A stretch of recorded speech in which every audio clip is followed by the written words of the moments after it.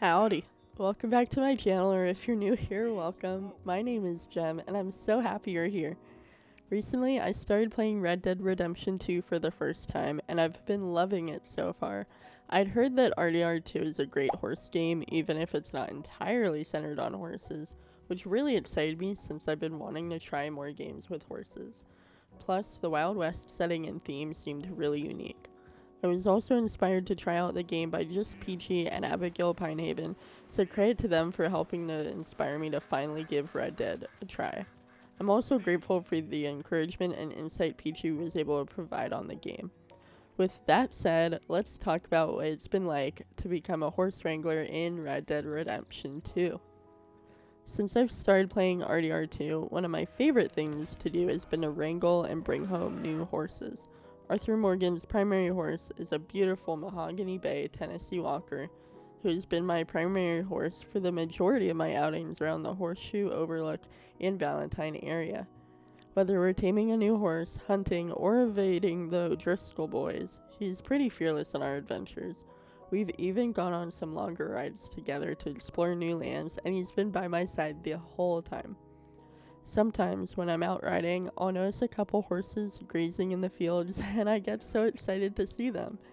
They always have such pretty coats, so it's really fun to be able to choose what I want most and head toward them to start the taming process with a calm, careful approach. It's also nice that I can study a horse to learn more about its strengths and breed before even deciding to approach it. Wrangling new horses can be tricky at first, but it's a great feeling once you're able to break one in and you know you found a new, trusty adventuring partner. Unfortunately, though, I've learned the hard way that there are limits to the amount of tamed horses you can have at camp. And while this is unfortunate, I think this can allow me to focus more attention on training each horse that I do have. Rest in peace to the horses that I lost from despawning while learning this. You won't be forgotten. I also love the different ways in which we can interact with our horses in Red Dead 2, including feeding, petting, and leading them, in addition to being able to buy horse care supplies at the local store and store gear on our horses, as it really makes the equestrian experience in the game come to life for me.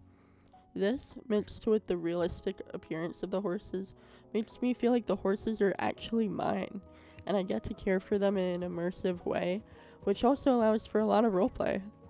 I'll admit, it took me a moment to get used to a couple of the riding controls, but once I got the hang of it, horseback riding felt like flying. It's such a freeing feeling on horseback, whether we're just trotting through the forest or galloping through the countryside. Though, when our adventures hunting or riding through Valentine leave us not looking our best, we always stop for a scenic ride through the river on the way home to clean up. I love this mechanic since it adds a little touch of realism to really help make everything come to life that much more. One of my favorite horses that I've come across when I rode across the river after leaving camp at Horseshoe Overlook is this Bay Roan Morgan. Even though Morgans can be a frequently seen breed in the game, I still love their coats, and as being new to the game, every new horse I see is special to me in their own way. So, as soon as I saw this one, I knew I had to bring him home.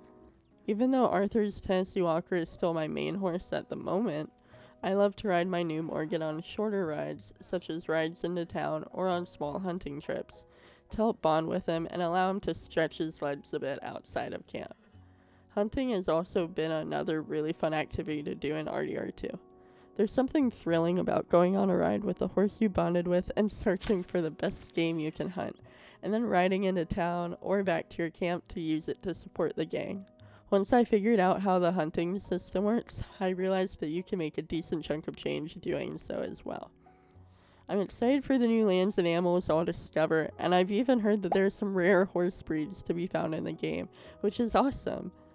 Except, now I want to find and tame them all, and I'm not sure I have the space for that just yet. I've been trying not to watch too many videos on the rare breeds in order to try to avoid spoiling some of the fun of finding one on my own. I also have yet to unlock the stables, so I'm excited to see what features are in store there. But that's an adventure for another time. I've been really loving getting to roleplay my cowgirl dreams in the Wild West world of Red Dead Redemption 2, and that includes taming and caring for horses. I'm really looking forward to becoming the best horse trainer I can be and seeing all that the game has to offer. Thank you all so much for watching, and I'll see you in the next video. Bye!